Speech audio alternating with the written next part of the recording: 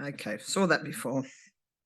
Okay, so just a few things, and probably most people in the room are familiar with this. The ATAGI is the advisory group that talks about vaccines, recommends what vaccines should go on the National Immunisation Program known as the NIP. It also is involved with research and various associations, and particularly with writing the handbook and editing that and making sure the handbook is up to date.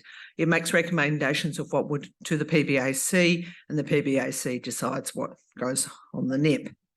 Am I clicking the right thing here? Here we are. So the NIP is the series of immunisations that are given throughout life. It ranges from birth to old age.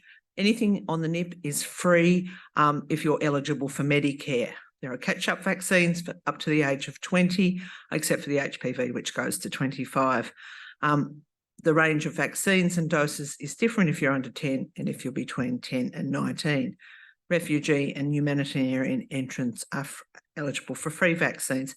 And then we have the difference that some states will fund different vaccines in their area appropriate to disease situations in their states. So you have another source of vaccines that you need to look at. So you're always looking at different sort of streams, you might say.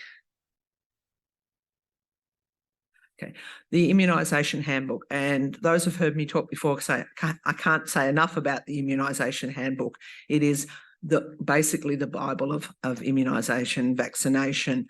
It is no longer a book. If you have a book, please condemn it to the recycling bin, use it to prop up a wonky table, things like that. The book, which was, everything I was always told when I rang up public health to ask a question about vaccines, but have you looked in the handbook yet, Leanne? Ring us back when you've looked in the handbook if you haven't found the answer.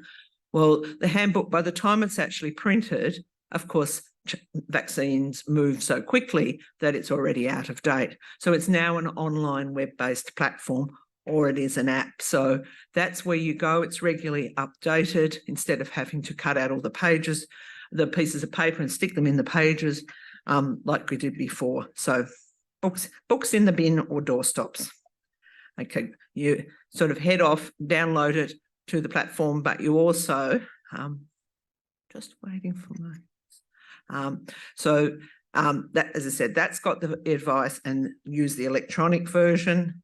And there is an app, which means that you can have it on your phone and you can take it everywhere with you. And we have a screenshot of, yeah, that's what the app looks like, and that's quite sort of user-friendly. So if you are out in the field, you can look it up on your phone, and sometimes people probably still prefer, sometimes will use apps within rather than toggling their screens on their desktops. Okay, then we come to this funded versus recommended, and you have to not only think about just what's age-based, but you also have particular vaccinations for people who are immunocompromised, so that makes them eligible.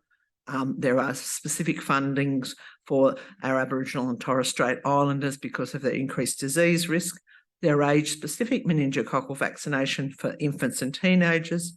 There's the disease specific, and I mentioned the Pneumospark tool, which now have all had a run through. There's occupational specific with Q fever and abattoir workers, and there was a Q fever program for farmers some years ago. Just to give a mention about Q fever, is a once in a lifetime vaccine and our current version that we use. So it's really important to sort of track down and quiz people about if they've ever had it, as well as the whole process of giving it. Not everybody consented to going on the Q fever register. I do Q fever vaccines, and it's part of the deal now. If you have a Q vaccination with me, you really need to go onto the register, and I explain that to people why. There's international travel. Obviously, that's not funded, and that's a whole topic, and I think we actually have a session on that later today. There's specific vaccines for pregnancy, namely the pertussis and the influenza. There are vaccines that are offered to people who are detained in prison, men who have sex with men, IV drug users, and sex workers. Just to talk about one vaccine which comes across and covers a few of these things, we have the meningococcal vaccines. So we have what is on the nip, and the ACWY is on at 12 months of age, and again for the teenagers in grade 10 with a catch-up to 19 years, and anyone who has a specified medical risk condition that increases their risk of invasive meningococcal disease. But Western Australia has a state program, which is different. Tasmania had a state program in 2018 when we had a significant number of cases for our population, and it can be on a private prescription from the age of 6 weeks.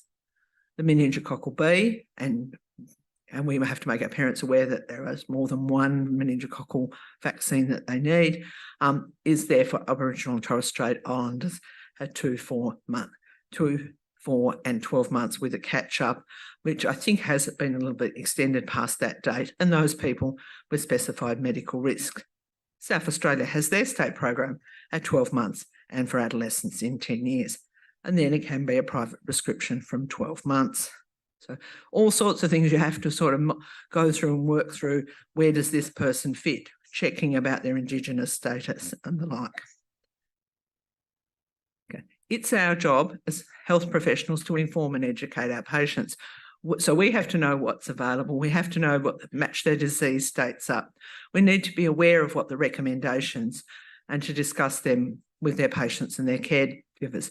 I think one of the really important things is we shouldn't be just, obviously there's a cost to these vaccines, but we shouldn't be deciding we won't tell them about it because it costs X number of dollars and we've made a decision that they don't look like they could afford that.